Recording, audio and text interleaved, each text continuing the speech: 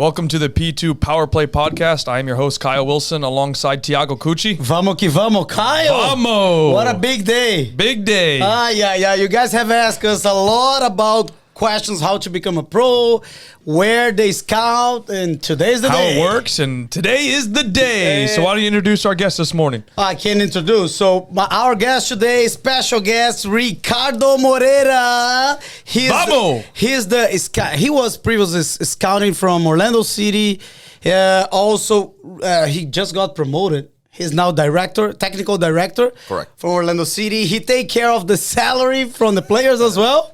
Yes, so he knows a lot of things that we would try to bring to you guys. Very interesting information, and vamos que vamos. Vamos, let's do it. So, Rico, why you don't introduce yourself and talk with the people? Like, I have a lot of questions, but Can you talk about yourself, how you start, and about your life? Obviously. No, first, thanks guys for the invitation. Kyle, Tiago, it's a pleasure to be here and to talk a little bit with the kids. I was gonna say the fans, but I'm not famous. But it's going to be a pleasure to try to clarify and try to help people to become not only professional players, but to work with sports. And that's how I started my career. I also tried to become, I dreamed about becoming a professional soccer player back in the days in Brazil. I've tried it hard. The talent was there, but it wasn't enough. I played it until I was like 19 years old. I played in the 20s for some important teams in Brazil. Oh, nice. Suddenly, I realized that wasn't my future. I was pretty comfortable with that, but I saw that there were kids more talented. There were kids that were, maybe they were hungrier than myself. And looking back, I think that's something that at some point I miss it. I don't know if it was because I read in school or I was already starting college, something there that there was a missing piece there for me. And then I started my degree, and I started in the university. I have a law degree, and I started doing something that connected me a little bit more with soccer. I was a sports lawyer. I was a sports lawyer until I was 25, 26. In Brazil? Okay. Working with some Brazilian clubs, the Brazilian Football Federation, the Brazilian Soccer Federation. We were representing clubs and the federation in claims in the FIFA courts, in the dispute resolution chamber. So I was starting to get a little bit more connected in this world, more in the contractual side. I was sitting in the side of the table that I didn't want to be. But I was like, that was my first step into the career. And then I started studying, networking, MBA in sports management.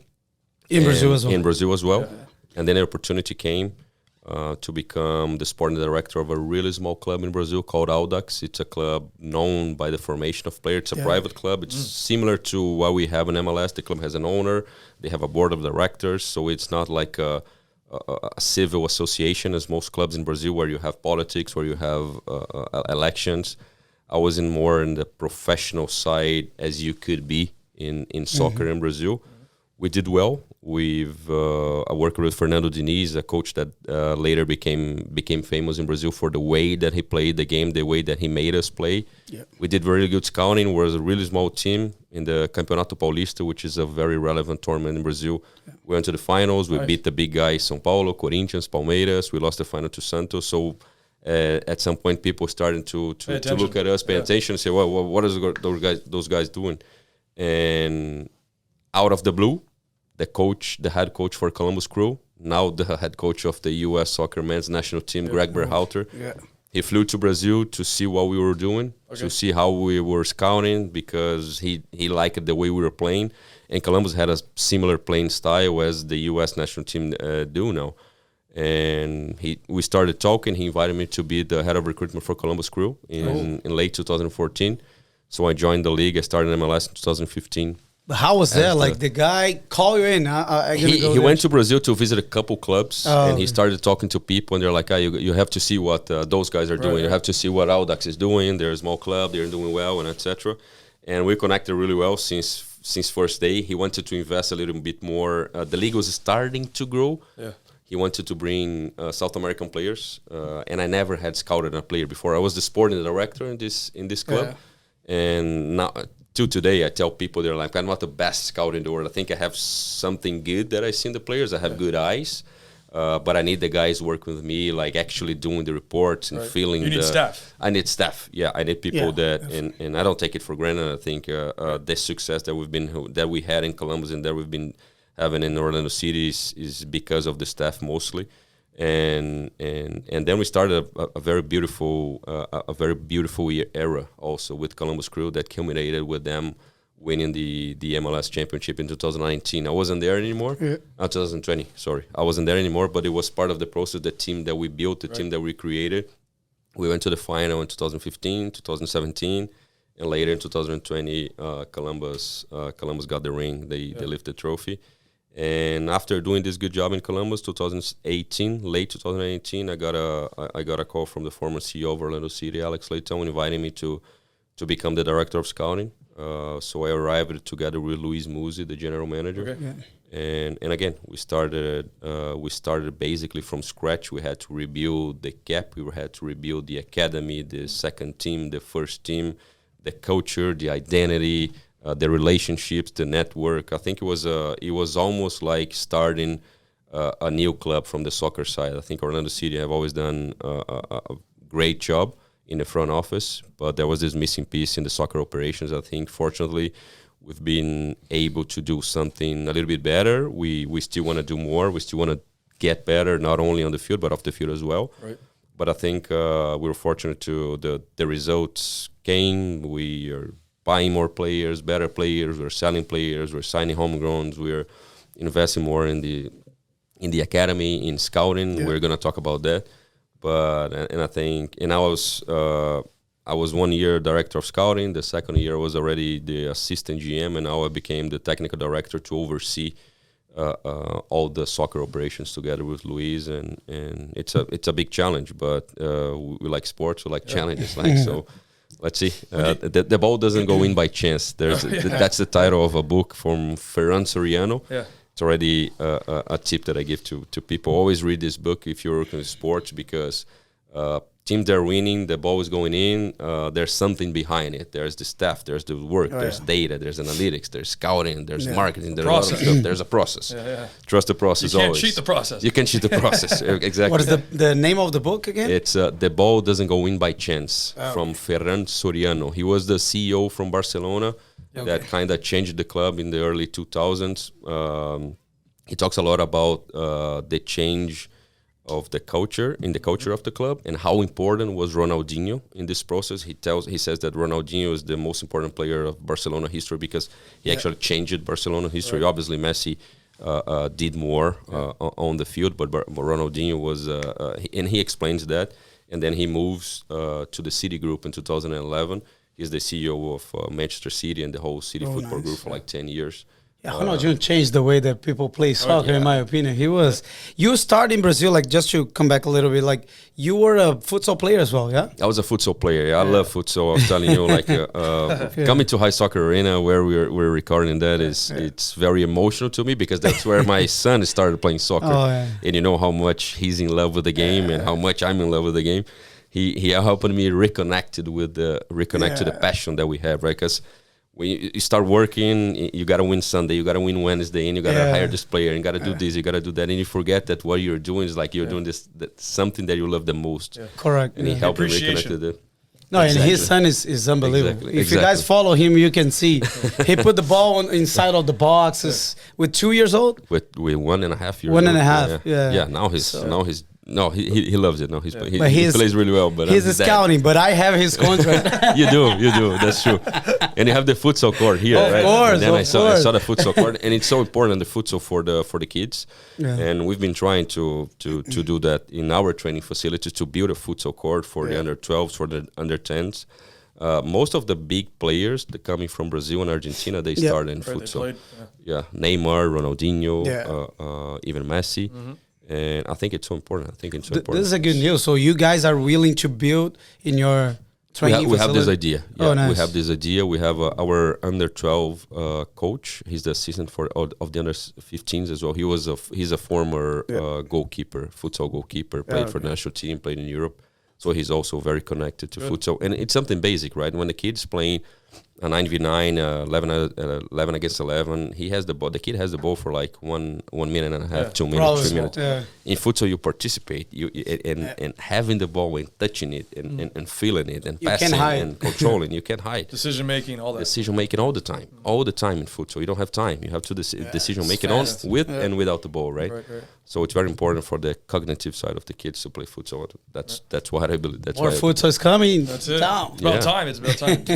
We with our program. I don't want to speak too much about it, but we've offered futsal. Exactly. I played on the national team from AMF. All right, that's great. We went to the World Cup in 2019. We didn't do great, but it was a great experience. And Just making it to the World Cup is already great. For kids, it's like you said. There's no better game, in my opinion, for kids to play. I agree. It's so important. And one piece of my history that I didn't say is like I was playing futsal for the university in Brazil. Yeah. I graduated from the Mackenzie University, one of the few universities in Brazil or the programs that they actually have scholarships for athletes, for players. Right. So I was one of those guys. And playing futsal for the university, we played the national futsal championship in Brazil. We won. Yeah. I was one of the best players, and I was called, and I was offered a scholarship to come to the US to play NCAA First Division. Nice. And I came. I stayed here for 1 year, almost 20 months. Okay. In Towson University in Maryland. I wasn't the best player on the field. I was in futsal. Yeah. So I played first division NCAA. I got a scholarship. I was like, after 1 year, I was like, no, I gotta go back and finish law school because I don't have a future here as well. So let me go to the office. So I went back to Brazil and I didn't graduate here. So I took it like an exchange program. Sure. But it was really interesting and gave me the opportunity to live a little bit of this.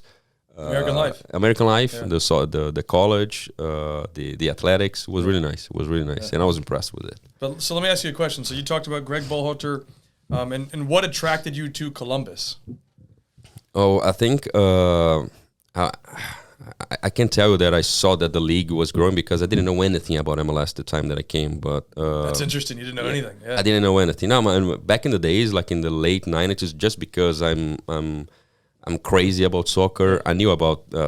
I saw a couple games of the Galaxy, of DC United, El Diablo Echeverri, the Bolivian guy. Yeah.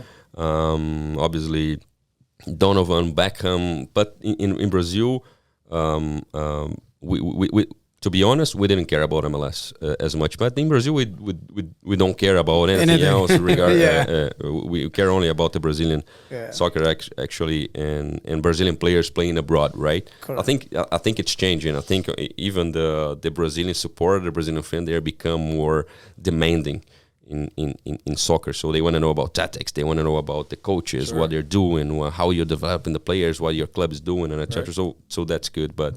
What attracted me, I think, was Greg's speech. He was like, "Hey, I'm starting a new business here," and I quote that: "I need someone to help me bring players from South America. I don't know anything about South America, so I trust you. I'm going to give you a contract to try to help me doing that." So I flew to Columbus. I visited the training facilities, the stadium, and I went to 2 games. One of the first games that I went with Columbus was 2015 against Orlando City in the Citrus Bowl. Yeah. So, and it's funny because I have a picture in the Citrus Bowl, like with 40,000 people or something like that, wearing my Columbus Crew uniform in a game against Orlando. And I have this picture. I sent to my wife. And I said, "Hey, you know what? Columbus is great, but working for Orlando would be great for us, right? I mean, it's closer to home. The weather's better. Yeah.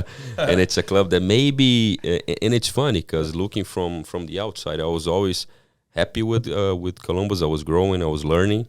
But because of this natural connection that Brazilians have with Orlando and Orlando City, because of Flavio, because of Alex, I was always like, and talking to Luis, he was the same. I was like, man, I'm happy in Columbus, but maybe they need some help in Orlando. And I can help. I mean, for me, it would be great. I mean, I'm Brazilian. They're struggling. I mean, if I could Luis do was something. There as well. Luis was in Dallas, actually. But we knew each other ready for doing business, Dallas, Columbus, and etc. But he told me that he felt the same. He was like, I was in Dallas and I was looking at to Orlando. I was like, man, they need help, and I'm Brazilian. Maybe I could help. Orlando is the extension of Brazil. Yeah, a little bit. Yeah, a little bit. Yeah. The weather, everything. Yeah. So I'm, hitting more on Columbus. You were involved with scouting. So what are some of the players that you brought? And obviously it was successful because you said that it took some time, but the process came through. So can you kind of explain how that worked? Obviously, yeah. And first thing that we did was we set up the scouting network. So I was the only person involved in scouting in the club. And working for Columbus was so important to me because Greg Berhalter was both he was both head coach and sporting director. So obviously, when you accumulate, when you do both, you don't have time. Sometimes you don't have time to dedicate yourself to some of the stuff that you should as the sporting director, because he wasn't deeply involved with training, with improving the players, with tactics and etc. With analyzing the opponents. So there was a window there for me to learn lots of things that a GM would do, and he helped me a lot with that.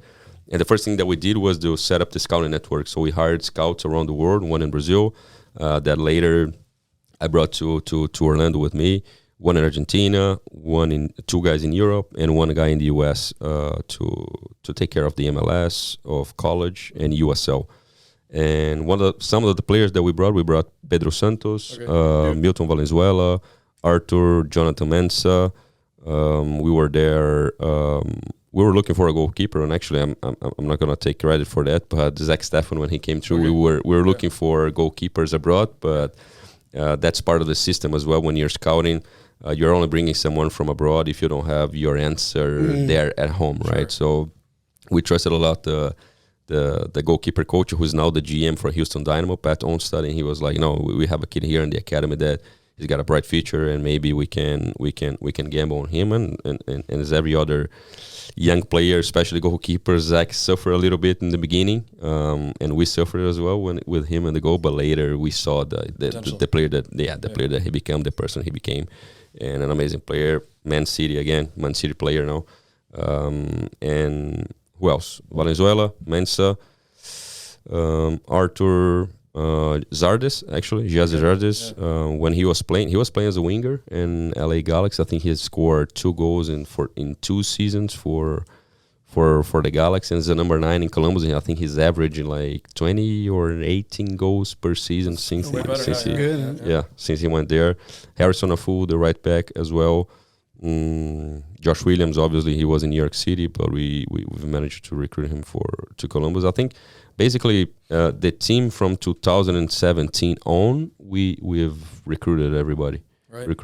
Obviously, the cherry on top of the cake was Lucas Ilarian that they brought in 2020 and helped them achieve what they achieved. But he wasn't there. But almost every player in Columbus since from 2015 to 2019, he was scouting, and Greg trusted a lot of scouting. And that's something that it's really important for the clubs. I mean, the scouting team, the guys that are hiring players are responsible for the process, for reporting, for identifying, and for negotiating those players.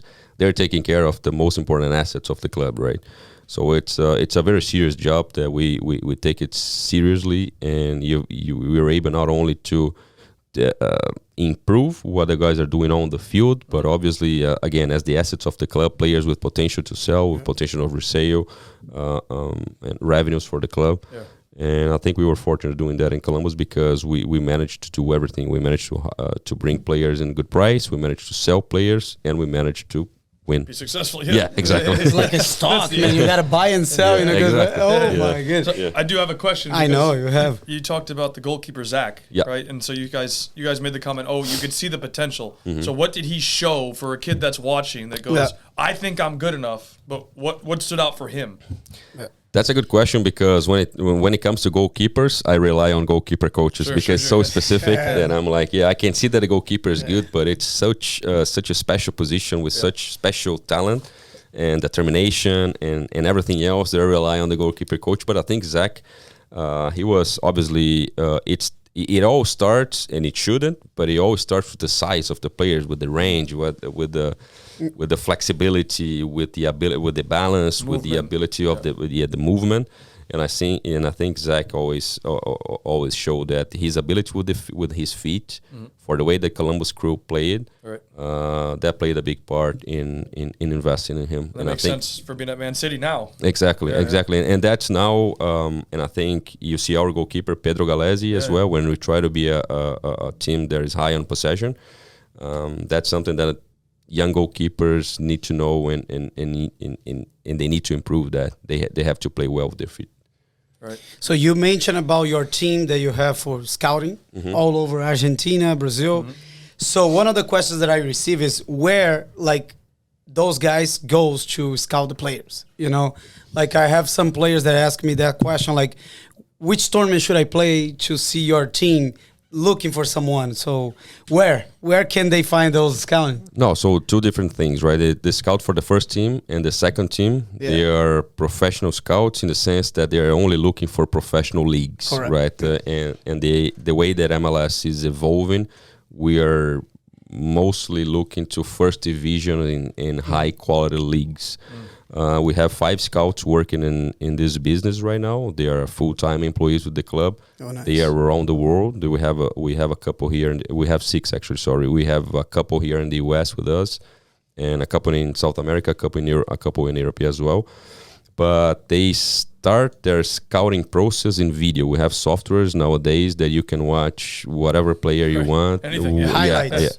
Not only highlights. No, you can watch everything. No, there's one thing that we don't watch is highlights. You don't watch highlights, guys? Don't do highlights. Don't do highlight videos. Nobody uses that anymore. Oh, no. Like the DVDs or the Blu-rays or YouTube videos with the highlights. I mean, one thing that we do, and when so the process works like that. So the scouts, it always starts with the need, right?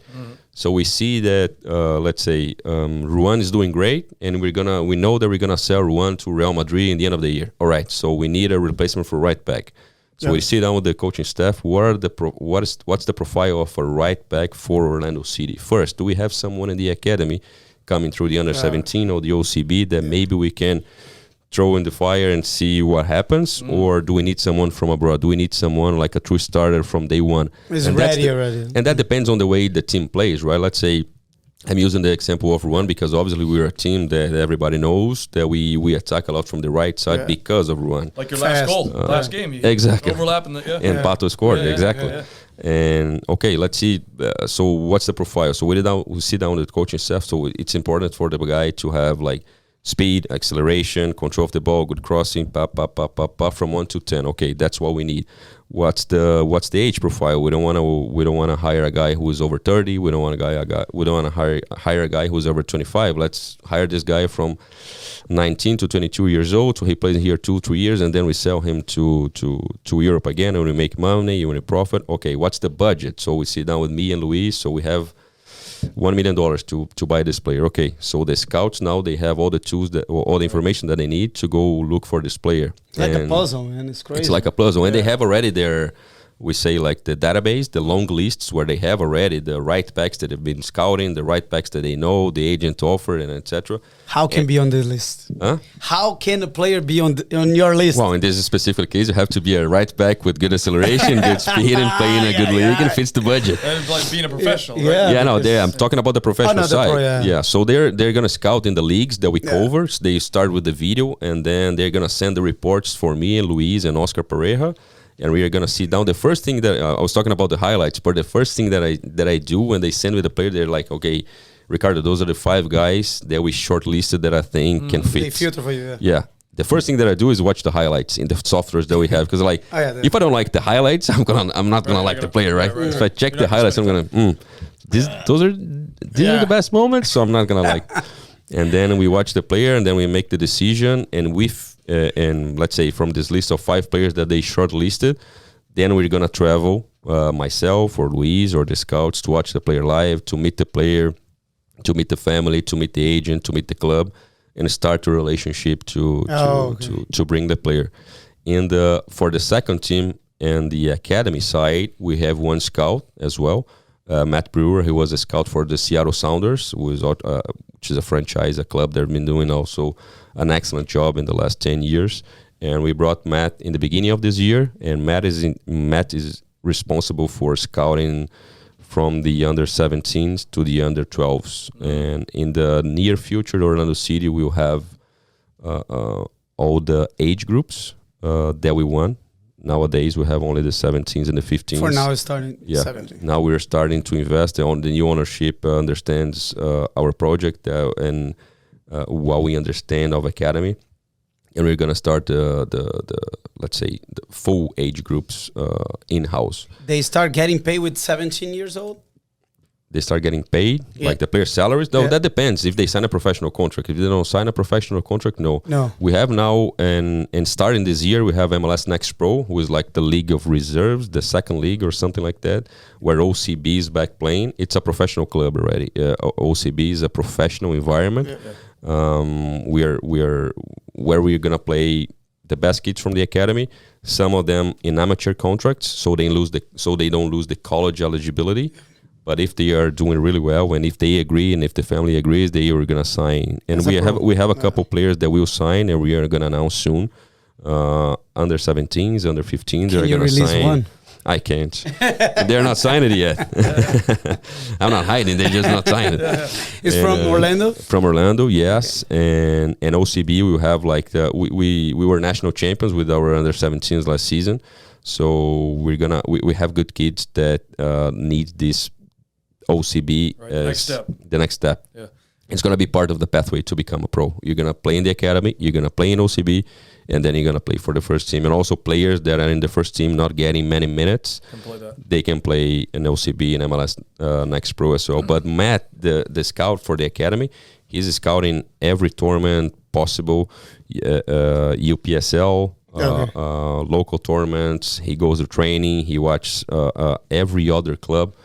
Got to follow him to see his face. So you got to clip that. He's got to clip this part. You just said where he's going to be scouting. He said UPSL, local tournaments. Local tournaments, everything. And he even goes to clubs, and he's been in high soccer, and I can promise you that, to watch training. You watch kids training, And definitely clip that. No, for sure. Yeah. So when you're training, you got to take it seriously because sometimes you don't know who is watching. We tell the kids that all the time. We got to clip that as well. We tell them, you never know who's going to be watching. You never know who's going to be watching. I love that he's saying this because it is the more true thing ever, that you never know who's going to watch you playing. Yep. And there's times that we don't even know who's coming. So as coaches or field days was a lot of guys watching the training that you were doing. I'll tell you something that happened this Friday. So we flew to Chicago to play Chicago in MLS. We tied 0-0. I can't talk about the referee in public, but you can check my Twitter later. But we deserved the 3 points. The VAR wasn't in our side. Ursa scored a very legal and great goal. But besides that, I didn't travel to Chicago. I didn't go to Chicago. That was the first trip that I missed in the last 3 years with the team, because me and Luis, we chose that someone between the two of us should stay to watch the under 17s, the under 15s, and the OCB throughout the weekend, because they had a full schedule. So we had 2 games for the under 17s and 2 games for the 15s, and OCB played a friendly against UCF on Friday as they prepare for the MLS Next Pro season that starts March 26. I was watching the game in the stands. After the game, OCB game on Friday night, I go to the field and I say hi to every player, to the technical staff, for the kids. The OCB. They got nervous. No. They look at me and said, okay. And then the coach put me. He grabs me and say, like, thank you for coming, and thank you not only for coming, but to thank you for coming here and saying hello to the kids, because it's so important for them. Because every day in training, I tell them, you don't know who's watching. I just tell you that because we have like equipment that we can see every training and every game. OCB and the academy from everywhere. Myself and the coaching staff. Yeah. But the kids don't know that we are watching, right? And we are watching. The scouts are scouting them in every game they play. If it's a friendly, if it's a pro game.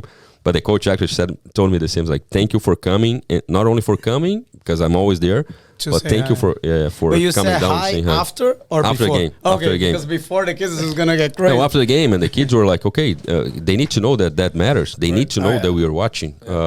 Sometimes they don't trust us. Sometimes they don't. Not that they don't trust us. They don't believe that we are actually scouting, and that's the true pathway. You're signing a professional contract with OCB because we see in you potential to become a first team player, and now that depends on you and lots of other things, but mostly that depends. It depends on what you were doing. And the coach said exactly what you just said, Kyle. He was like, thanks for coming. And kids, hey, the first team is here. They are watching you. So do your best every goddamn day because it matters. This is amazing. One thing I want to highlight is you said you might take a young academy kid, using the Ruan example you said, if you're going to sell him and then you might grab a kid from the academy or OCB and throw him in the fire. So can you kind of explain what that actually means when you're going to throw somebody in the fire? Because there's people watching this, they don't probably get that. Pressure, huh? pressure. Just see how they're gonna do, because it's like opportunity comes and you're when you're not expecting sometimes, right? And you gotta be prepared for everything. And the kids especially, they don't know, maybe sometimes they don't understand what is going on behind the scenes. They don't get it. Sometimes they're like, okay, I'm training here every other day. I'm not getting minutes. I don't see the pathway. I don't see the future. And suddenly, boom, the starter is sold or he's get injured. I'll tell you a story. I was doing an internship in a club in Brazil called Ponte Preta. It's a first division club. It's a relevant club. I was doing an internship in their academy, and I was assistant the academy director at that time. I worked there for 6 months while I was a lawyer still, because I wanted to understand a little bit more of the game, of what happened in a club. And they had two players, and it's funny because it's also right back. They had two right backs in the under 20s at that time, the starter and the reserve. They were about to send the reserve home. They're gonna release him because they didn't think that he was gonna make it. The starter was called up to the national team under 20. The first team had a game, an important game in the weekend against Palmeiras, a big club in Brazil. It's the biggest one. I think we have a Palmeiras supporter here, and but obviously a very relevant and big club, and not the biggest, but it's a very important. He was a Flamengo. No, I'm an Orlando City fan. My son is a Flamengo fan. Yeah, your son. My Flamengo fan. Yeah. And his son he knows about all clubs, so you show a brand, the logo. But the first team had two right backs, and the under 20s had two right backs. The two guys in the first team got injured. The under 20 guy went to the national team, and the guy that we were about to release was called up for training with the first team because they had an important game against Palmeiras in the weekend. He did really well in training, and the coach of the first team, hey, let's sign his kid so he can play. He can stay on the bench against Palmeiras, because I'm gonna improvise here. I'm gonna put a midfielder as the right back, and let's see what happened. During the game, the midfielder got injured. The kid steps in and he scores a goal against Palmeiras. Changed his life in a second. Changing his life. You know how many things had to happen for this kid to have an opportunity? Completely crazy. It's completely crazy. Like 2, 3, 4 guys with yellow cards, national team call-ups. He was about to get released, and then he got a contract. He didn't become Cafu or Dani Alves, but he got a contract. He got a future. So definitely changed his life. He was crazy. So the kids in the academy, they don't know what's happening. They don't know what's going on. Sometimes they are there, like lacking motivation, thinking that they don't have a future. Just keep working, and again, trust the process, because sometimes the opportunity comes and you got to be prepared when it comes, because you don't know. And I'll tell you something, that happens to everybody. That happens to me. Now, I'm not a professional soccer player, but I'm living the dream. I'm doing what I like. I'm doing what I love doing it. And I wasn't prepared for that. I was a lawyer. And when someone told me that, like, hey, do you want to scout? I was like, yeah, of course, let's do it. And is this player good? Yeah, man, he's good. And then, boom, suddenly something happens, and I'm like, let me run for it. Let me chase this. Let me start studying. Let me get prepared, because I wasn't prepared when the opportunity came, and I was lucky. That's what I say, and I tell you this. You also study for that. You also were looking for something. But studying is different than experience. Exactly. And you accept the position. So some of the people say, no, I'm not prepared, and don't go. Like you pressure. Take the risk. I had an opportunity to become a scout for a big European club. Talking to the sporting director once, trying to get into the business. We're like, hey, do you want to scout? I'm like, man, I don't know how to scout. And back in the days in Brazil, you look at scouts and say, that's not a true profession, and that evolved a lot. Like being a scout or a head scout for a major European club or MLS club is a big thing. It's big. You make good money, you work well, you work a lot, and the network and everything that you do is amazing. But back in the days, I was like, you know what? I'm a lawyer. Why am I gonna do scouting? You don't treat it as a job. I didn't treat it as a job, and I didn't take it seriously. And I don't know if I was gonna be successful with how my life would be. But at the time, I feel no, I'm not ready, because I don't know what this is. And then the second chance came, and I'm jumping into it. I'm gonna do it. And the same thing happens with players.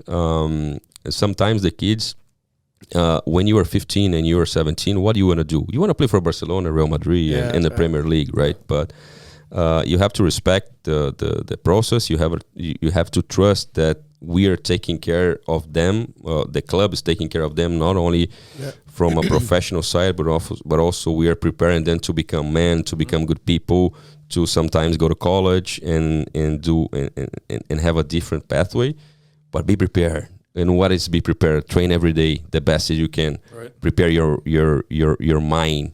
Be humble. Listen to your coach. Listen to the people that are involved there, because they want your best.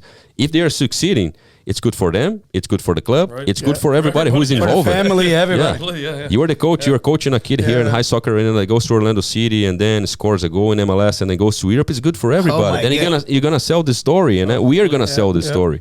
Like I mean, It's a now. win-win.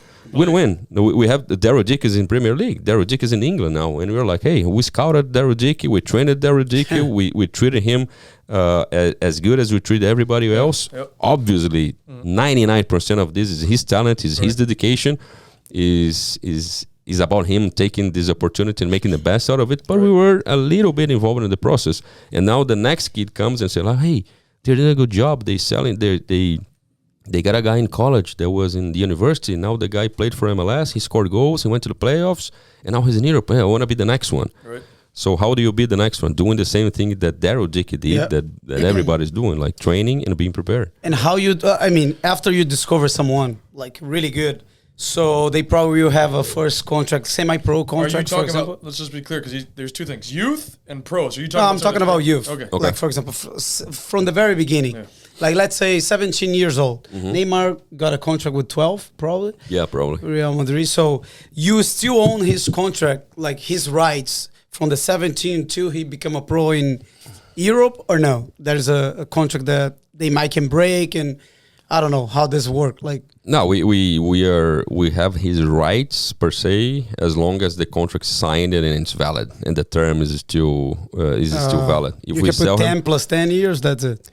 no, there are rules for that. I mean, you can't have the player for that long. Yeah. But let's say you sell a player to Europe, or you sell a player to South America, or to anywhere else, you can keep some rights of the player, but it's just like I quote that economic rights. I mean, you have a participation on the resale of the player, but you don't own any sporting rights per se.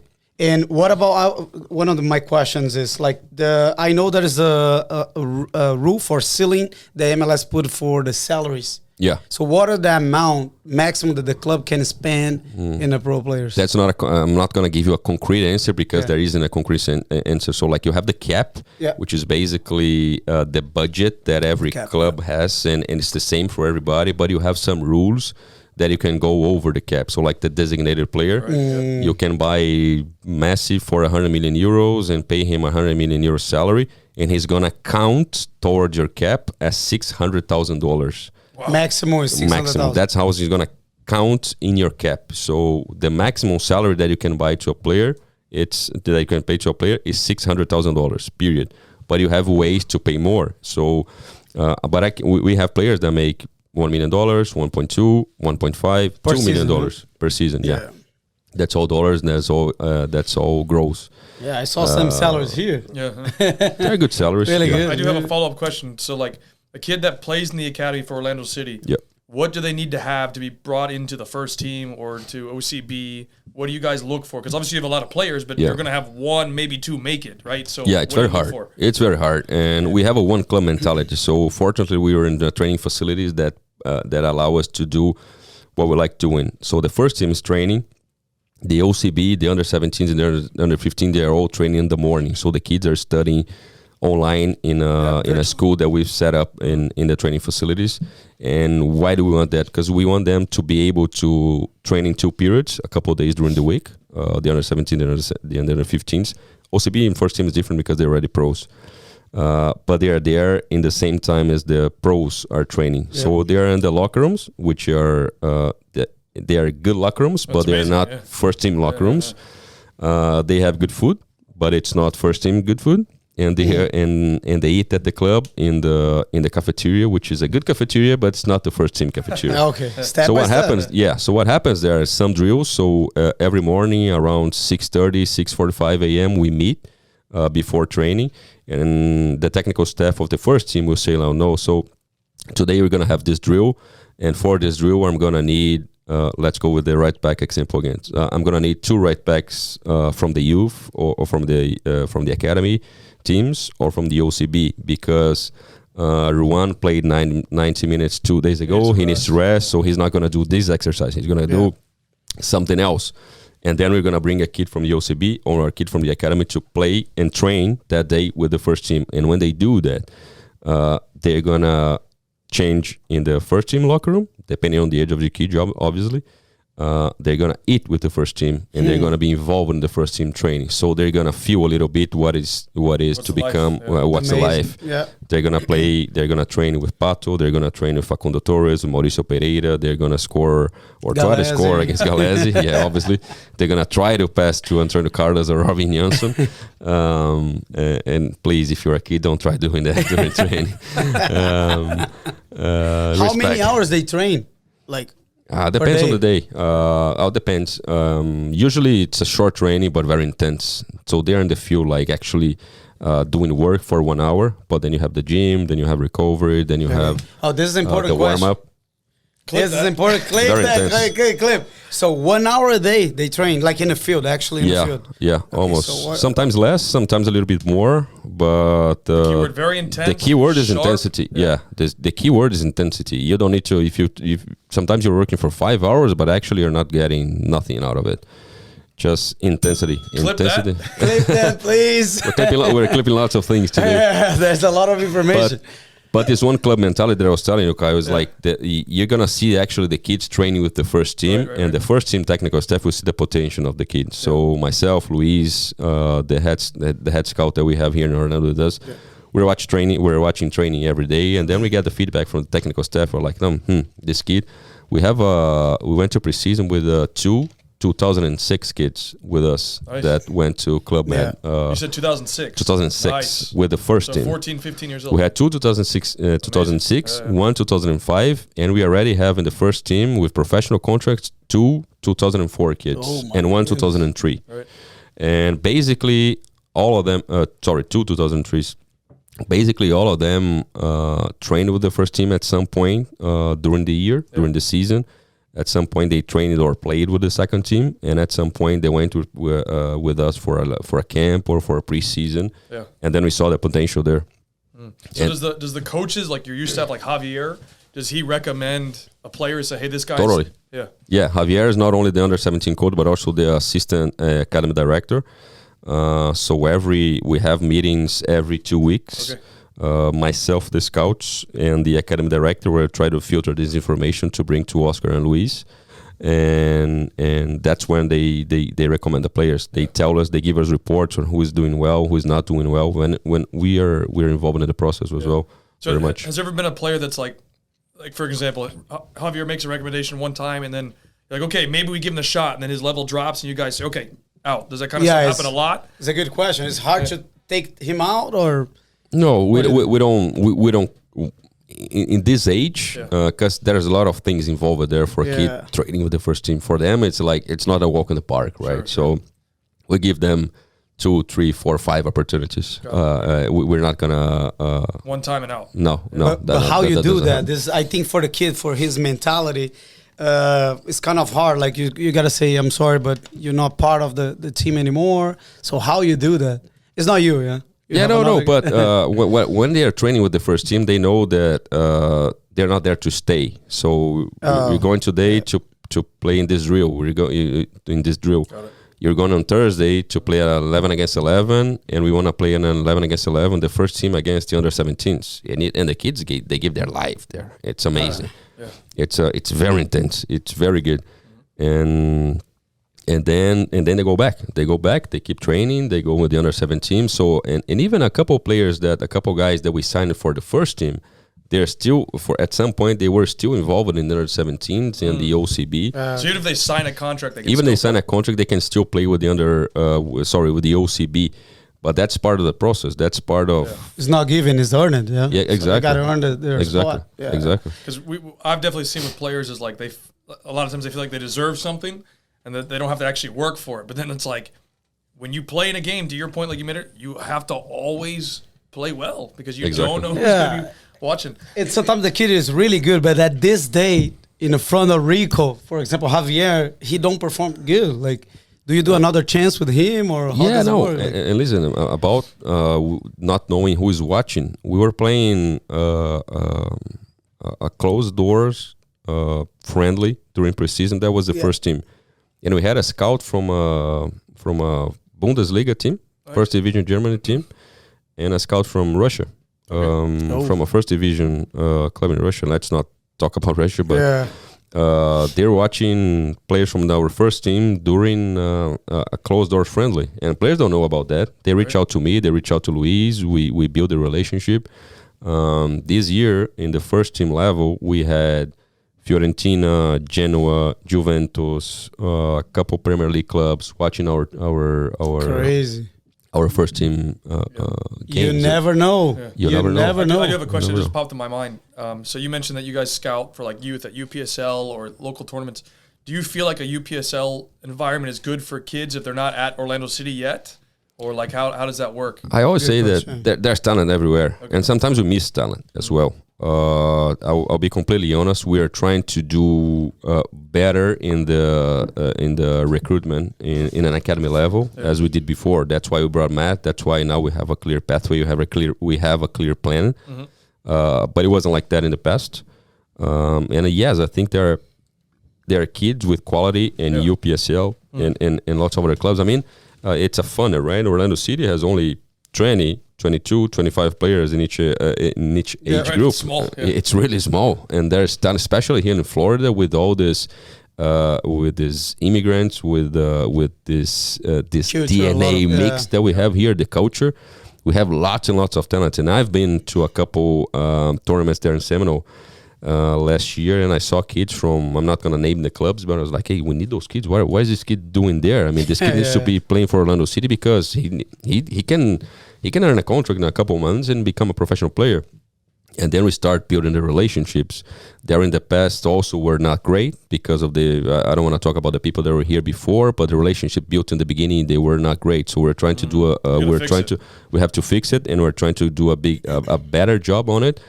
But completely, I can write this in the rock. There's talent everywhere. There's talent in local tournaments. There's talent in UPSL.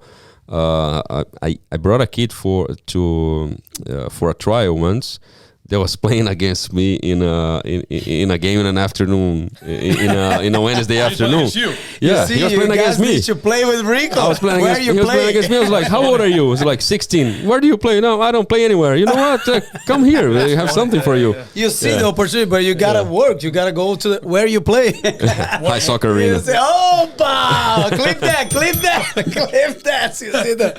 So that is funny. One of the things that we did was with our, and I don't want to speak too much about what we do, but I just think it's relevant to the conversation, is we don't have a pro program, but we attached ourselves with UPSL. So we have our kids that are 14 and 15. They get first team minutes playing UPSL. So it's refreshing to know that potentially they could be scouted by Orlando City and getting those type of minutes. So it's good. So we have an OCB. I think 2 kids that were playing UPSL 1 year ago. Okay, so there's clubs watching us. So how can the coach identify the player? How can they send it to you? So what's the next step? I think is talking to Matt. He's talking to the scout, Matt Brewer, the scout. So we're gonna get the phone number, the email, and we send you guys. And those sent to Rico. He has a lot of things to do. So we have a question from Meta Media. Let's go there, my friend.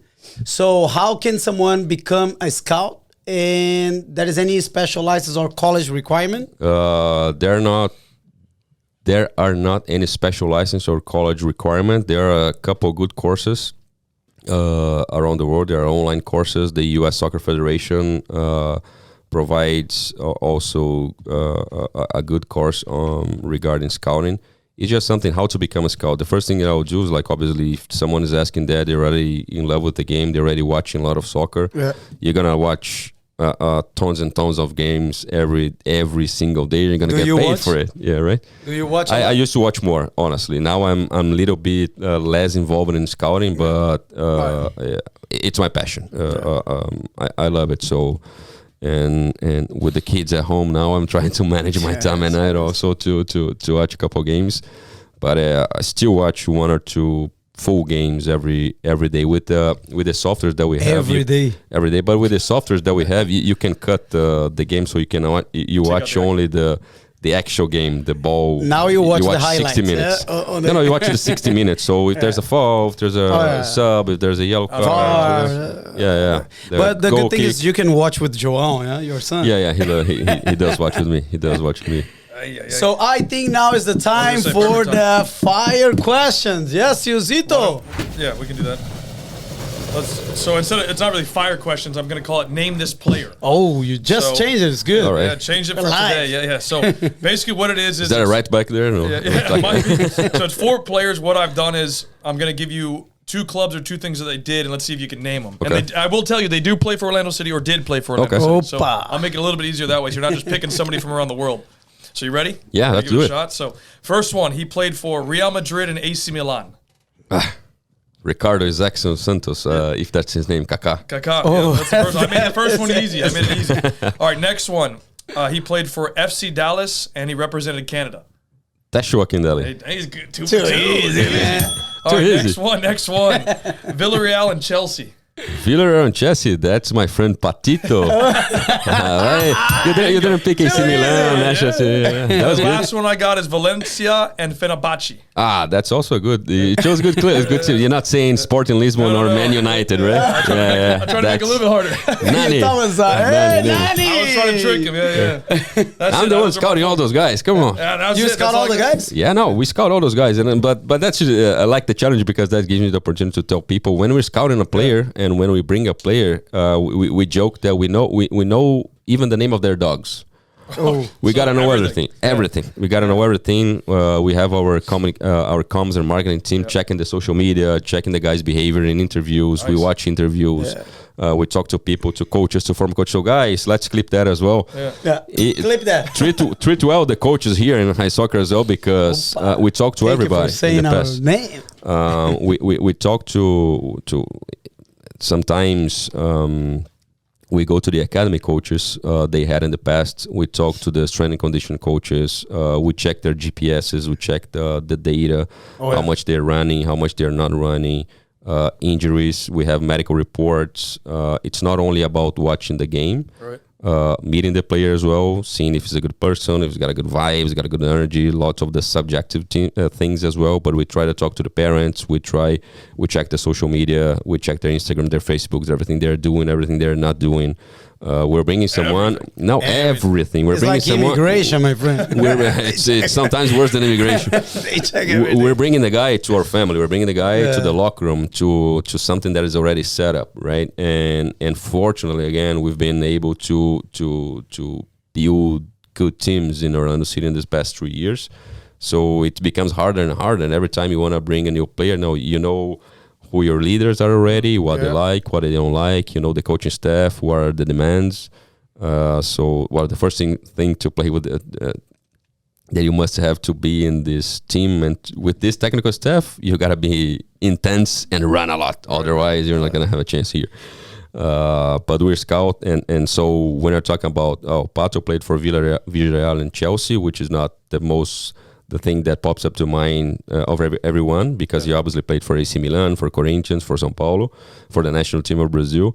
But we talked to people in Chelsea, we talked to people in Villarreal to talk about Pato. Hey, how was Pato there when he was with you in 2014 to 2015? Crazy, he did this, and that. Okay, great. Let's take note because here he had this, and that. And we try to build the profile of the player so we don't miss, because once he's here, he's here. Yeah, he can't go back. Right, he can't go back. He's got a contract. He's going to be paid. We have to respect that as well. When we have to take the most out of him and bringing players to a different country, to a different culture, to a city that's all spread out. Right, Orlando. So the guy, if he's a family guy, if he's a single guy, where is he going to live? He's going to live downtown. He's going to live close to the training facilities. What do we do? We have a player care manager as well, Pedro, who takes care of all of that. When the guy is the onboarding, the school for the kids, the car, the house. Crazy. What does he like to eat? And we try to get the most information that we can to help and knowing where the guy played, where he went, what he did, who he was. It's very important. Those little details, huh? Little It's details, crazy. A lot of little everything. details. Talking about Everything. immigration and also scouting, have you ever had like a player really good, but because of something, like let's say to be more polemic, like criminal, you were like, no, I can't have this guy coming because there's a document that's missing something. We had, Oh, we hired a player once. He made it to the team, but it took a while for him to get his visa because he was driving without his license back in Spain, I would say. So he had a criminal report in a little police detail, station. but Yeah, that took It's a him big like difference, forever huh? to come. Yeah. So the other thing, like in Brazil, as you know, like it's not that. I mean, you said that they don't care. They don't care about the grades, pretty much. So if you're a good player, the scout can see you. You can play. You know, they care about the soccer. Yeah. So what about here for you to promote like a kid to become a pre-pro? So they need to have a better grade. So Coming from the academy, yes. Coming from the academy. Yes, Yeah. yes. We demand one of the requirements. yeah, one of the requirements is studying and having good grades. We had a case of a player with a professional contract already, but he was 17 and he was skipping school. He was not going to school. He was not watching the online classes. He was not talking to the tutor and etc. And that's something that we escalated to the first team head coach and said, hey, if you don't do that, you're not gonna. Once you're finished with high school, then you can leave as a true pro. You already have a contract, but you still have things that you need to finish before moving on with your life. And only that, as we were mentioning, that it's very difficult to become a professional. Like 1, 2, 3, 4 players will sign a homegrown contract and will have a career. Yeah. It's important that you still have good grades for your college career as well. So if you don't make it, so this we have also someone who's the Chris Konopica, who is the goalkeeper coach for the academy. He's also helping us as the college placement person. And we put with the full scholarship 10 players from the academy of Orlando City now in good in good schools, including Ivy Leagues. Nice. For starting next season. Great. Some of the guys that didn't make it to the OCB. So Rico, it's not a challenge. It's just to check what is your dream team. My dream team. Yeah, the lineup. Your From 1 perfect to 11? lineup. Yeah. Oh my God. Goalie. Pedro Galese, Ruan, Antonio Carlos, Robin Janssen. The whole team. No, you can get like from all times as well. Wow. Tafarel, the goalkeeper of Brazil, 1994, 1998, it comes down to the memory and to the emotion connection, right? Yeah. Tafarel, Cafu, Maldini. Cafu. The center back is a tough one. Aldair, he was also the center back of Brazil in 1994. They retired his number in Roma, in Italy, number 6. And it's funny, because my son, I bought him Aldair number 6 jersey. And the other day we were playing in the park and someone starts calling him Aldair. I'm like, no, his name is João. It's not Aldair. That's funny. But he was wearing It's hard to Aldair. pronounce as well, Aldair. Roberto Carlos, the left back. I think that's what everybody chooses, right? From all over the world. That's a tough one. In the midfield, I would put Zidane, Zico, and Ronaldinho. Of course. Messi, Ronaldo, the fat Ronaldo, the true Ronaldo, and Romario. Romarito. Romario for me is. I never saw Romario playing. Yeah. It's great. If you wanna put a question mark in my head, you ask me if Ronaldo is better than Romario or Romario is better than Ronaldo. I don't know the answer. I can't answer that. That one is impossible. What about the coach? The coach, that's a good one. Oh, Guardiola. Guardiola has to be Guardiola. Yeah. You have to put Messi in there, and it hurts me putting Cristiano Ronaldo in the bench of this national team because he's a guy that I admire a lot. Yeah, everything that he did, everything that he does, he's very talented. People think that's only the work, but he's very talented. Yes, really good. So we have a question from Meta Media as well. And I'll read it. How is the process to scout a coach? What are the requirements? To scout a coach, that's a really good question, because when we were hiring Oscar Pereira, that was my first time involved in bringing a coach, in bringing a head coach for a team, and we were blind in the beginning. We didn't know what to do. We knew what we wanted. We knew what we want to do. We knew the culture that we needed to bring to the locker room, to the club as well. Just going back, I think we had here in Orlando a culture of losing. So the team was losing. The team was not making the playoffs. Was in the bottom of the table of the standings, and everybody was fine with that. Yeah, that's Orlando. That's Orlando. Yeah, that's who we are. No, that can't be who we are. And the head coaches, because of the culture here in the West, they play a major role in the culture of our organization, different than other clubs in. Let's put it that way. Let's compare to Barcelona, where the club has a culture, and the coach needs to fit into that culture. And you bring the coach, and you have to scout a coach that will eventually fit into their role as well. And you see the difference of Barcelona now when they have Xavi. They tried with Koeman. They tried with. They didn't fit. And now with Xavi, he's the man there, and they're doing well again. So we started by not only checking the culture that we wanted to bring, but the way we wanted to play, what the club needed at that moment, which was we needed to be competitive. Not only playing well, but we need to compete because we're not competing with anybody besides us. And we started the scouts, so they shifted from watching players to watch coaches. So we had a short list. We had a short list of 12 coaches. We were offered 150 coaches. It's unbelievable. Everybody wanted to come to Orlando. There was something they were like. I think there's one more here. No, we got crazy. We got crazy. They were talking about the first team, obviously, right? Yeah. And then we watched it. We watched the games of these coaches. I was like, okay, this guy. The majority of the games he wants to counter. This guy is more a possession. He wants his team to have more the possession of the ball. This guy plays in a 3-4-3. This guy likes a 3-5-2. This one is a 4-4-2, 4-3-3, whatever. And then we defined the profile of the coach that we wanted, and we started interviewing all those guys. And then the name of Oscar Pereira came. Luis obviously had worked with him in FC Dallas for 4 years. He was in Mexico at that time. And very good leadership from Luis as well. He said, like, Ricardo, you do the interview on this one because I already know him. So I flew to Mexico to talk to Oscar. And basically the process of interviewing a coach, of bringing a coach, is the same of bringing a player. We discussed his ideas. We discussed the culture that he wanted to bring, his technical staff.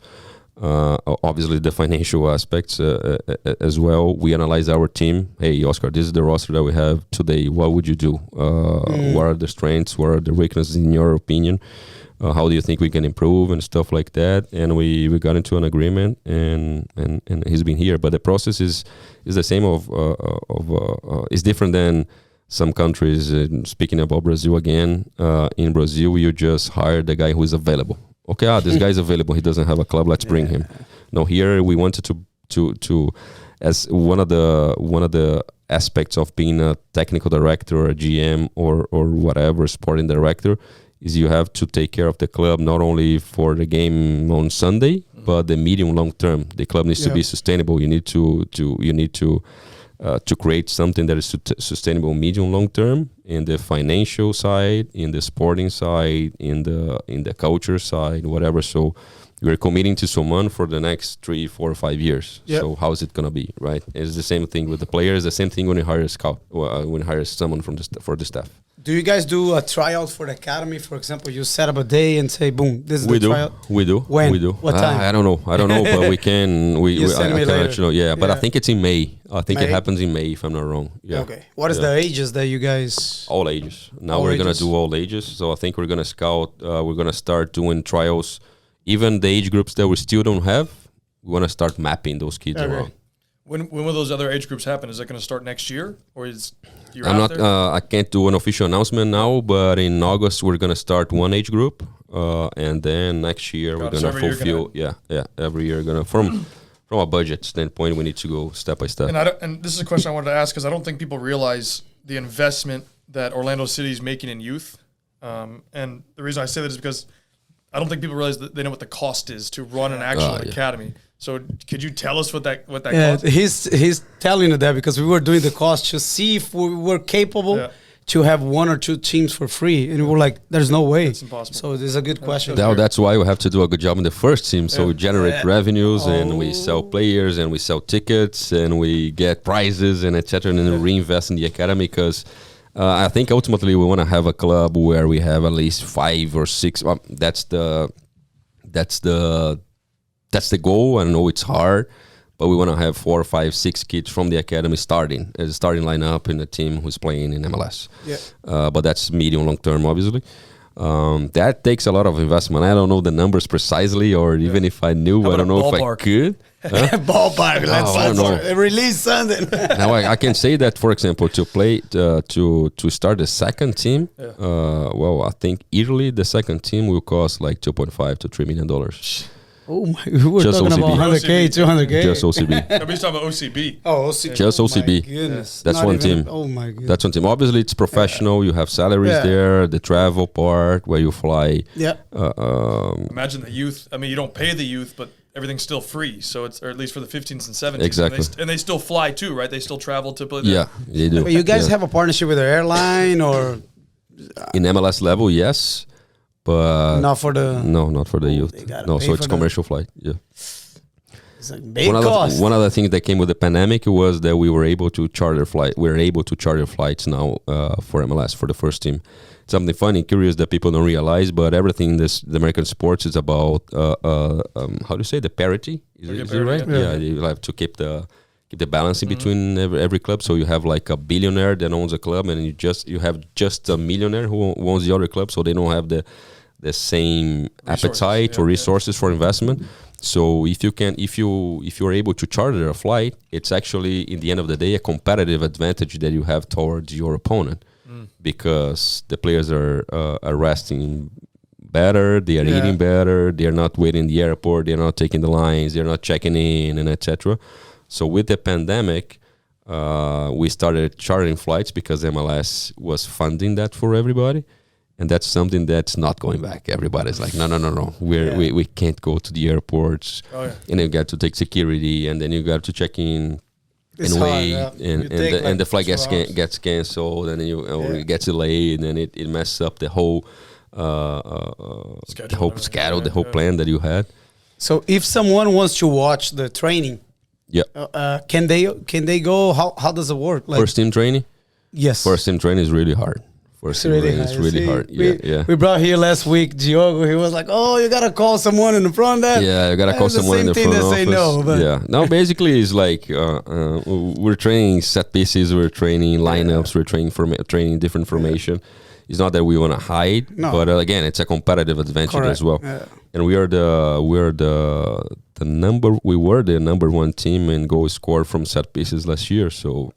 Definitely a competitive advantage. It's definitely a competitive advantage, not letting people know. It's not that people will tweet or will tell anybody and influence in the next game. But they can use the information. Yeah, no, but it's like distraction, right? When you have too many people watching, it's distraction. It's funny because in Bayern Munich, you have the building. The building faces the main 2 fields because in the past, when they were developing, they're doing the new training facilities of Bayern Munich, they thought that it could be a good idea if every executive, like the vice president or the guys, had their offices with the windows so they could watch from the building the first and second team training, which is beautiful. The first thing that Guardiola did when he went to Bayern Munich, they bought gray curtains and they covered the whole first and the 2 fields, the 2 main fields. Guardiola said, "No, nobody's watching what we're doing." So with this, do you think it's a good idea to hide to don't allow parents to the training? That was a good one. Huh? Parents ask me every time. We in the 15s and the 17s we let the parents go, not every day. We set up some days where they can see. Still, they're kids, right? I mean, they want to see what's going on, how the kids are being treated, how training's going, if the kids are developing or not. One of the main things that we did in the past, I don't know why they used to close door for games of Orlando City Academy teams. We opened the door for the parents, for scouts, for whoever wants to go watch our kids playing. They're invited. It's in the training facilities. We have security. We have stands. We have a stadium for 5,000 people for the second team, where the 17s played a couple games as well, the important ones. And I think it's part of the process, having the parents involved a little bit in that. Talking about the parents, how are the relationship with academy and parents? It's really good. It's really good. That really improved. Yeah. For example, now we have the idea of signing under 15 kids a professional contract with the first team. The first thing we do is meet the parents, and we're trying to do with the 17s specifically. Okay. It doesn't happen with all age groups. But we have constant meetings, not only the academy directors and the coaches, but also sometimes myself or Luis talking to the parents and telling, hey, I think the pathway for your kid is the professional, is the first team directly, is OCB, it's college, that's how he's doing. We give feedbacks every now and then to every parent. This conversation is really good. Like, oh, your son can be a pro, come train with us. But I'm talking about... Some parents don't like that. Yeah. Some parents, because of culture. We had an issue.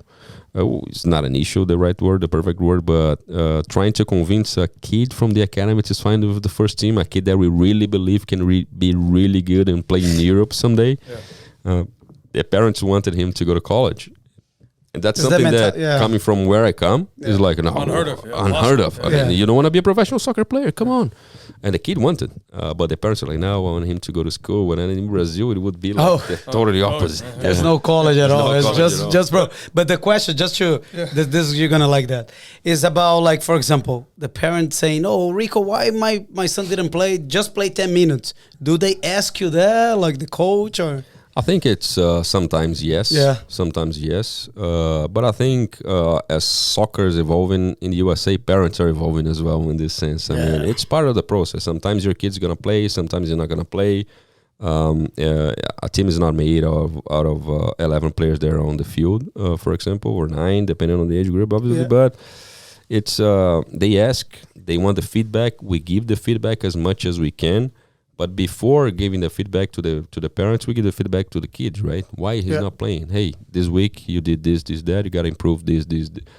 And if the kid is not developing the way he should, at some point he will be released, which is normal, which is also part of the process. And sometimes he can come back, and sometimes we're trying to work with them in a sense that we want to see them developing and getting a good life and a good pro career. Yeah.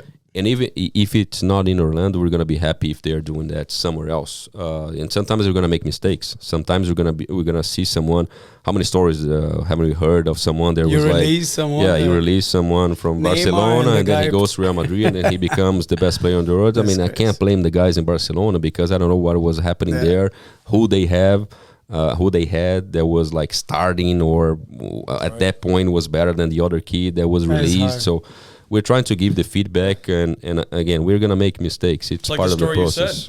Exactly. With the guy that was about to be released, and he got some opportunity out of nothing. Yeah. Crazy. He became a pro. He became a pro. We would like to invite you also for the United Futsal Tournament, World Futsal, in June. July. Yeah. So I play. That would be great. I play, but for playing, right? I mean, you're wanting to be scout. No. Let's talk about that off the record. I do have a question because you just made a comment about. There's a 15-year-old and like 2 17-year-olds. So what do they have that you guys say, okay, he's the type of player we want to invest in. We want to maybe give him a contract. That's lots of things play in there. One of them is the needs that we have in the first team ultimately. So like we know that we have problems in one specific position. And then we look to our academy and we see that there's someone with potential there. It's like let's get this kid under a contract and let's develop him because maybe, because we believe he's the one that in 3-4 years will be the answer. To solve this problem. Because it's a pyramid, right? So in the first team, and you have the right back, and you got to look to your academy. See, is there someone coming? Good enough that can potentially be someone in the first team, or that's a position that we will need to have a good database for the future. Because even if I'm not here, even if the scouts are not here, we want to leave some legacy behind us. So hey, this is the work that we've been doing. There's nobody else here, or there's a kid from the under 17. He's special. Why he's special, and why? What do we see? I mean, the physical abilities, the way he's playing, the technical ability, the decision making. That's something really important when you're talking about a 15, a 12, or 14. The decision, it's something that you can see, you can feel the decision making this age. If they are really good at it, some of the other aspects of this kid's game you can improve until he becomes a pro. Sometimes there's a natural physical ability that's gonna stand out, and in this age, that's something that pops up really quickly, and we can see, and that's something that we can bring to the first team. Talking about a right back, for example, if with 15, 17, he's very good physically, his speed is amazing, he's strong. There are some aspects of his game that we can improve in a first team level or in a second team level until he gets there. The way he moves, his crossing, his passing, his understanding of the position. So we can sign this kid as a pro because we know with the technical staff that we have that until he gets there to the first team, he will improve on it. But the decision making is something that really calls our attention. Sometimes you can teach that, sometimes you can't. And obviously the technical ability. We have a kid in the under 17s. We joke, right? What does he do? He just scores goals. He doesn't do anything else. But every game he scores 2, 3 goals, 2, 3 goals, 2, 3 goals. I mean, he's got something. His movements, his understanding of the position. Technically, he's good. He can be better. But he just moves. He just moves in a special way. He just moved, and nobody. I mean, he was taught to do that. He's also got natural talent. He got a natural talent to understand the space, to understand where to be. Attack and move. Yeah, to attack and move. So that actually leads to my next point, because I was going to ask, like, people that watch this, players, they need to understand the importance of performance. So you could have a kid that's super talented but doesn't always perform well. So how important for Orlando City is performance? Really important. I mean, that's the most important thing that we have. I think we have cases also of guys that I saw in my career that you see him training, amazing right foot, amazing left foot, the way he finishes, the way he touches the ball, the way he passes, he crosses and touches, but it's for some reason during a game, those things, they don't connect. He doesn't perform well. He doesn't understand. I don't know if it's sometimes it's a mental aspect, sometimes the physical aspect, sometimes it's just something that is not natural. There's like it's not there. Like not only the decision making that we were talking about, but also the actual production during a game. I mean, you can see, and it happens lots of times in the first team level as well. Sure. You see a player, you're like, no, this guy is amazing, but there's something there. There's not connection and connecting, and something and you wait for that to happen. He's 25, he's 30, he's 35. He retires, and he was really good, but he's missing something. Yeah, he was missing something. So production is really important, and when you become a pro, when you're playing in a second team or whatever, if you're not performing well, you're running, run, intense, do something, because every team, and that's really important for the kids to understand as well. We are in a 15, 17 level. We already start with the GPS, where we are. It's not important just to run. You got to be smart on your runs as well. But it's work ethic. Work. And with the softwares, with the trackers, with everything that we have now, we can see the high speed runs, the intensity runs, the powerful runs, the sprints. Obviously the distance covered, and that's part of performance as well, because you're not going to score a hat trick every day. So it's important when you say performing, think about first doing what the coach is telling you to do. Just don't try to do things your way on the field, because sometimes you go home and think, oh, I did great because I did this and that. It's like, no. You didn't great. You didn't do what I did. Okay. How many stories haven't we heard from Guardiola, from Mourinho, from Simeone, from those big coaches? Yeah. They're like, we win a game 5-0, and the guy's pissed off. Why? Because the guys didn't do what they were supposed to do. Because this is part of a process. Because I want you to do, especially in the academy level, I want you to do this in this game, because that's part of developing you. One of the big lies that I think there, for example, we have in soccer, in football around the world, is that the academy should play the same formation that the first team plays. No, they shouldn't. Yeah. They should be the same idea. Right. It should be the same culture, the philosophy, but the kid needs to understand. He needs to play in a 3-4-3, in a 3-5-2, in a 4-3-3. He needs to be versatile, right? So he gets a better shot in the first team. Right. Yeah. And again, the coach is putting me. You are a kid. You are very talented. You are number 10, and this Saturday you're gonna play as a number 8, more box to box, and you're pissed off. No, I'm not gonna do. That's not my natural talent. That's not my position. Just do it. Do it because there's something behind it. There's something regarding your development that is really important for you to be a number 8 of the game, or because we're facing a team that will. There's a funny story. I don't know the details of it, but it was a Brazilian youth team playing against Spain in a final of a tournament. And the Brazilian, I think it was Leandro Domingues, a guy that had a decent career. He was a number 10. He played in Holland. He played in Japan. He was required by the coach to man mark a midfielder from Spain. He didn't like that, huh? A midfielder from Spain. He didn't like it. He said, no, I'm the number 10 of Brazil. And you're asking me to man mark that guy there who wears the number 4? The guy was Iniesta. Oh, Brazil lost to Spain, and I was like, there's a reason behind it. I mean, we're not here just for a walk in the park. I got 2 more questions. The first one I'm going to ask is, how many times is a player that you guys recruit, or even from the academy, that plays, again, right back, or let's say right wing? Does it happen often where maybe he comes in and you think long term he'll be right back? Yeah. Stuff like that happen all the time? Yeah, it happens all the time. A lot of kids we see say, "Oh no, I play number 11. Yeah. I don't play anything, just 11." They decide 9. The position. Or all their parents. Says, I play this position, but it's good to know if they might play in the youth 11, but then they're going to play 3. Does that kind of stuff happen? No, all the time. And we have an example of Brian Reynolds, who was a right back for Dallas. The technical staff that we have now in Orlando, they work with him in Dallas. And in Dallas, he was a number 11. He was a right winger that was not scoring many goals, not producing as much there. And they put him as a right back. And they joked that in the beginning it was hard because the parents were like, no, I want to score goals. I want to play there. I want to 1v1 and etc.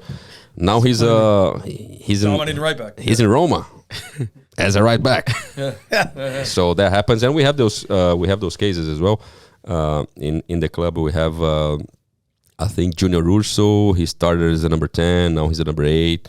And when we signed his contract, we asked him, "What number do you want to use?" And he said, "Number 11." And me and Luis were like, "Number 11, but you were like a number 8. You should wear like 8, maybe 7. I don't know, number 11 because I'm gonna score goals because that's my DNA. And he's been scoring goals, and that happens all the time. There's a funny story that is happening now in Newcastle. 2 seasons ago, they hired a Brazilian who was playing in Hoffenheim in Germany, if I'm not wrong. They bought him for like 40 million pounds or something like that to be the striker of Newcastle for 2 seasons. In 2 seasons in the Premier League, I think he scored 2 goals. So he was really struggling. It was a big investment, and the fans wanted to kill him. They brought they brought a new coach. I think his name is Andy Rowe or something like that.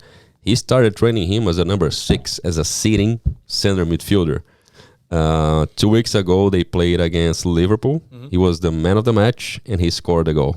Finally, stepping in the penalty box in the right moment. But he was a number 9 playing in that level in the Premier League, who is now a defensive midfielder. And he for the coach to convince a player in this level to do that, just tells you that the kids, listen, you're gonna have to do that at some point. With the kids, it's already hard. Imagine it's crazy. And then the next question I have is, how important is competition and criticism to?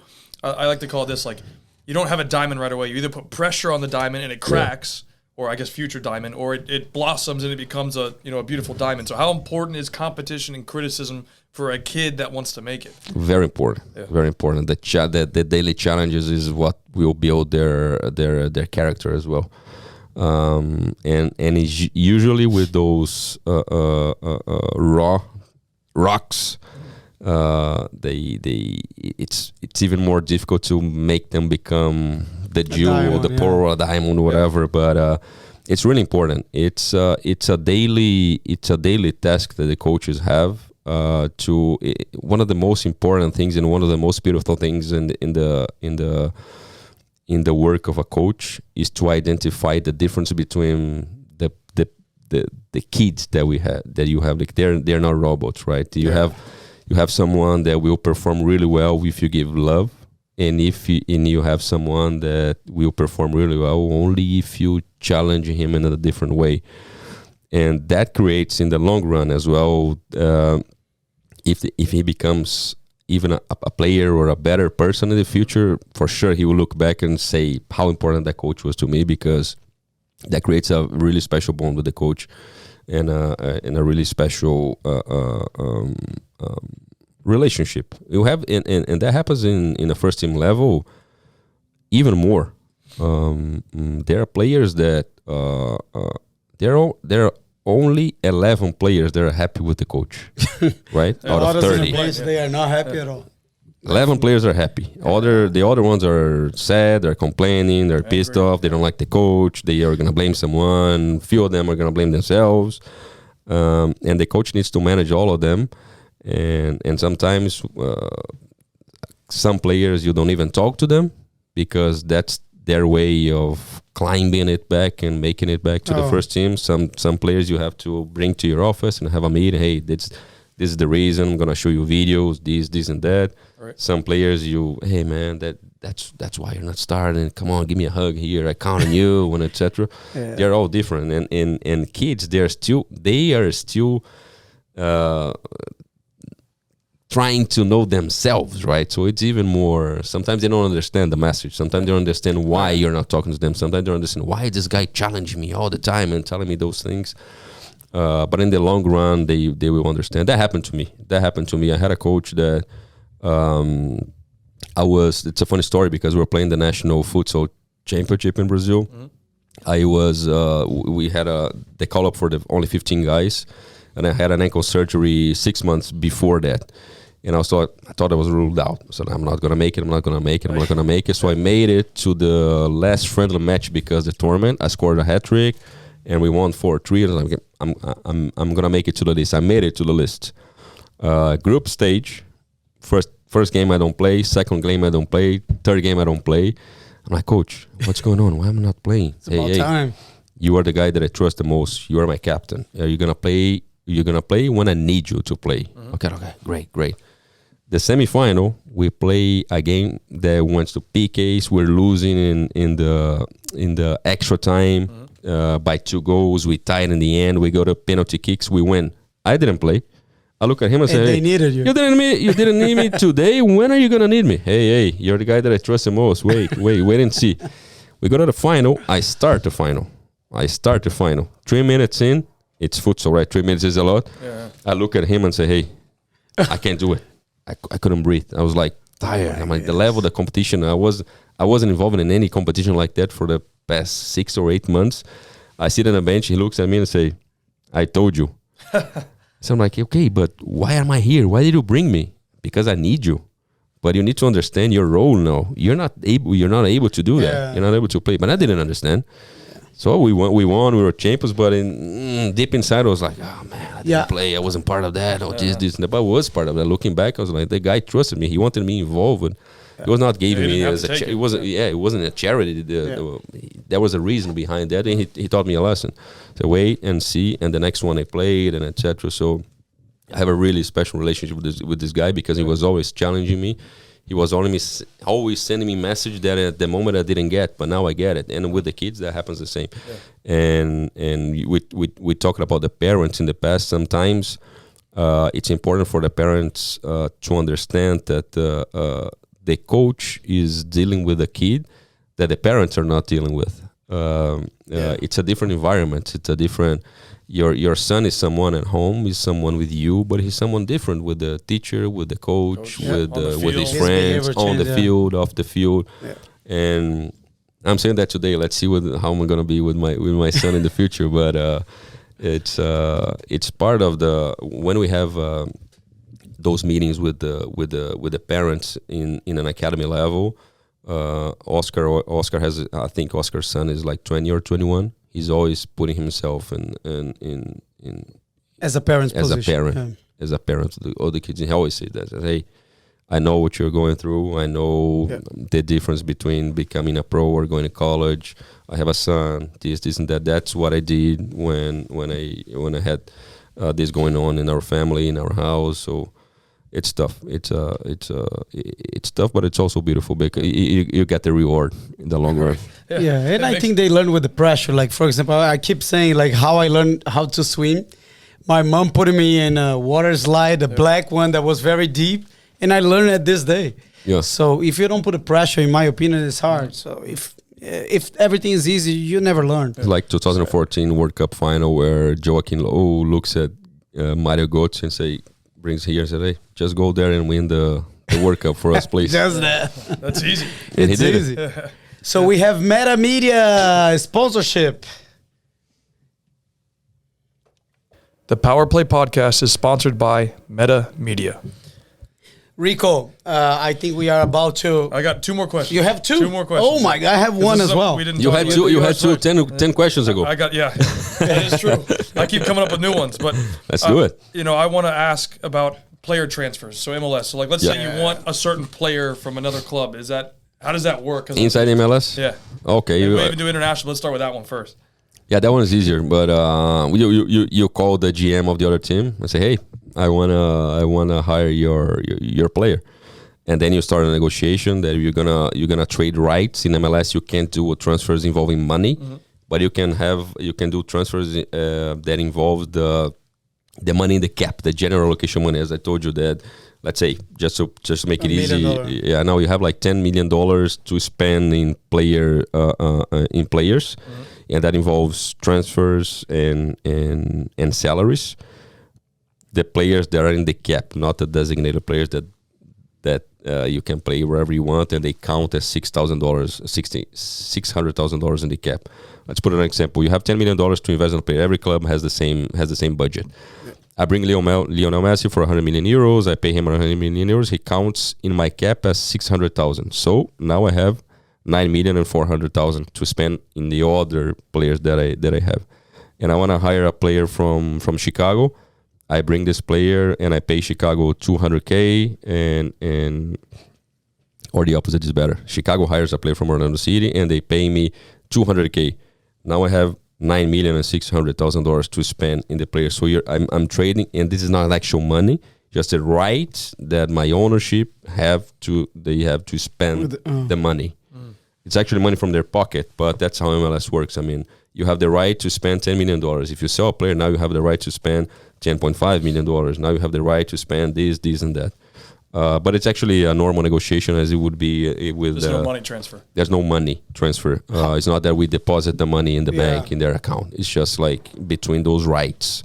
And if it's from a player from abroad, it's actual money, but that will count towards this amount. So what we usually do in MLS, every other club does, to help, we like to split payments. So I'm bringing Lionel Messi. Lionel Messi, this is designated. Doesn't work. No. I'm bringing a $1 million player. A player is better for me if I split this payment in 3 years. So monthly payments. For the cap. For the cap. So what about so it when counts they 350, Yes, it's a good 325, 300, So what happened when like you guys become a champ of MLS league and all the players get a increased evaluation in the same percentage that all they get bonuses that will count towards the salary, so their salaries are going to increase for the next year, and that happened. That has been happening with us as we are getting more successful. Players we earned some bonuses, and then at some point we were able to sell a couple players that generated money that counts towards the cap. So now we don't have like the quote again, those 10 millions. Now we have 12. Because can explode your cap. So this is why sometimes they sell players because they already on the limit. I think a good example is let's say the Golden State Warriors, for example, in the NBA, they won everything and they were in between like, we're gonna keep Curry or we're gonna keep Kevin Durant, something like that. I'm not. They need to sell. I'm not a specialist. It's like a stock that went to the rock. Because you always have to respect the cap. Miami did not respect the cap. They did a couple things that were under the table to kind of they did violations. So I was with Blaise Matuidi, right, or something like that. exactly. Yeah. So they are now, for the next 2 seasons, they have 30% less money than every other club in the cap or something like Is that. MLS reviewing every year there? Because Every I day. see that it's Every week. keep like raising the price, the Every week, amount. they've been increasing the amount that you have considerably. In a few years, we're gonna have players from Europe like playing. No, since 2015 that I'm here, the difference is huge. The players that I was scouting in 2015, they are totally different than the players that we were scouting in 2022. The level of the players now is huge. Is huge. It's much different than comparing to the past. And then my last question is the super draft. Yeah. How does it work? Because people always ask, I don't understand how it works. So you got 300 players, whatever the number is. How do teams pick players, and how does it work? No, so but before that, it's interesting to say that when you're transferring or bringing a player from abroad, from another league, there's a mechanism in MLS called the discovery list. It's a list, it's an online list in an MLS system where every team has the right to put 7 names of players that only the team that has the player on this list has the ability or the right to negotiate for that player. So like Wayne Rooney when he went to DC United. Because I don't think his first choice was DC United, but I heard he went there because of that list. Maybe that's the story. I don't know the story, but that's what happened. So I want to bring Facundo Torres from Parental. I put Facundo Torres in the discovery list. I see the discovery list. It updates in the next day. I'm number 1. There's nobody else who has got Facundo Torres in the list. So I'm the one with the right to go and hire and negotiate and bring Facundo Torres. If another club, if Chicago puts Facundo Torres in their list and they see that Orlando City is the number 1, first they have to come to Orlando City and negotiate with us their right to start negotiating without knowing if they're going to be successful or not. So is money exchanged in that when they negotiate? Then is again rights for the cap. It's general location money. It's like money that you put towards your budget, your cap. Yeah. It's all about the cap. It's all about the cap. Your question was, sorry. The super draft. Yeah, the super draft. The super draft. From a scouting level, we have someone that is dedicated completely in watching college throughout the season. Okay. There are the tournaments and the combines in the end of the year that we travel to watch. And I'll never forget that the day we watched Daryl DK was in North Carolina. It was like 20 degrees Fahrenheit, and we were dying. And it was raining, and it was like in halftime we went to the car, put a heat up to try to survive. And DK was playing amazingly, and I think I think that played in our advantage because we were the few ones that stayed there under the rain to watch him. And then in the super draft, you basically MLS does a pre-list of players that they understand and they listen to us.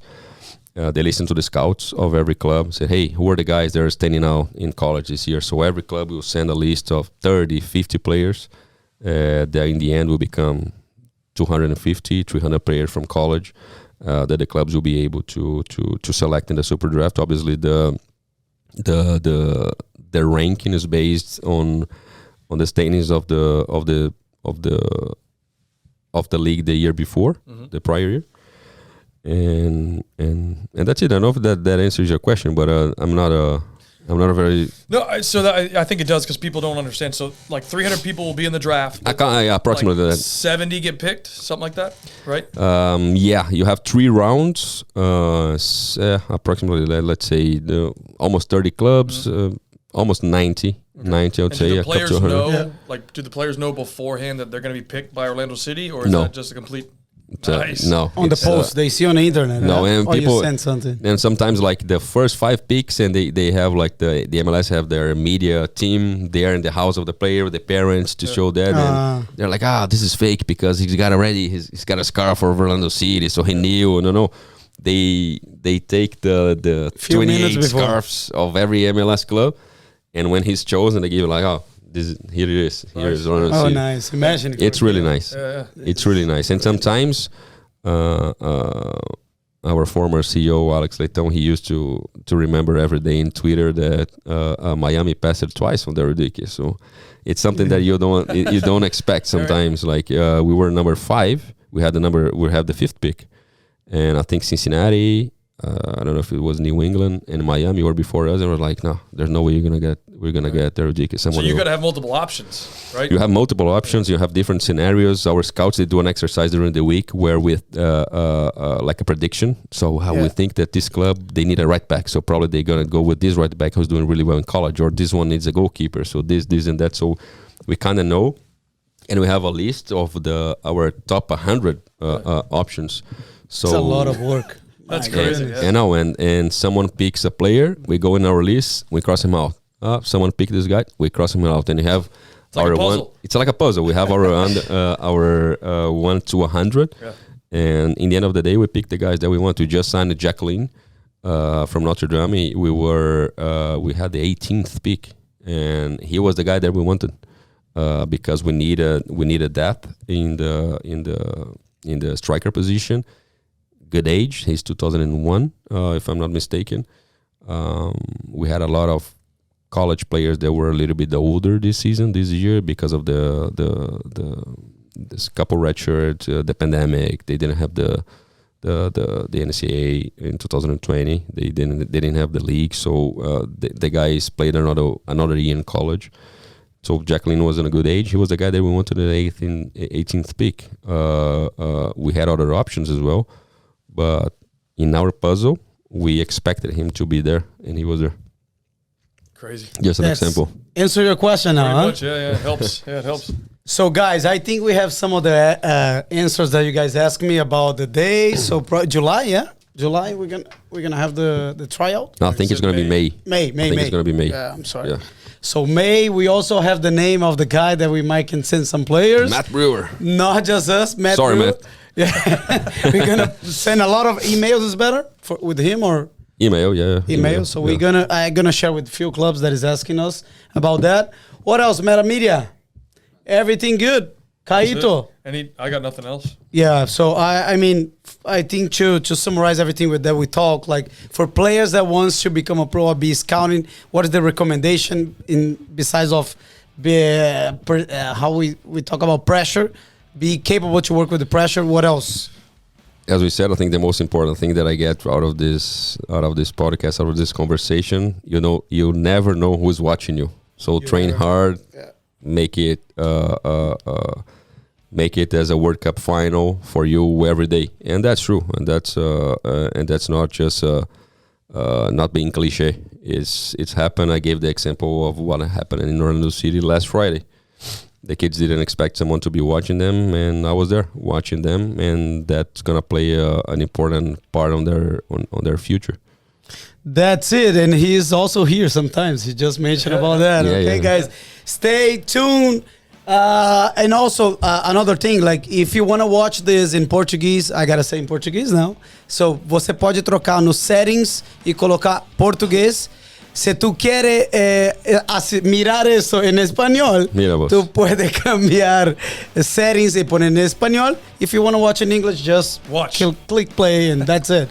Okay? Follow us on Instagram. Follow us. Also, we have a WhatsApp group that you can follow our Instagram. The link is over there. And that's it. Thank you so much, Vamos que vamos, Rico. Thank you, guys. Vamos que vamos is mine. See you guys.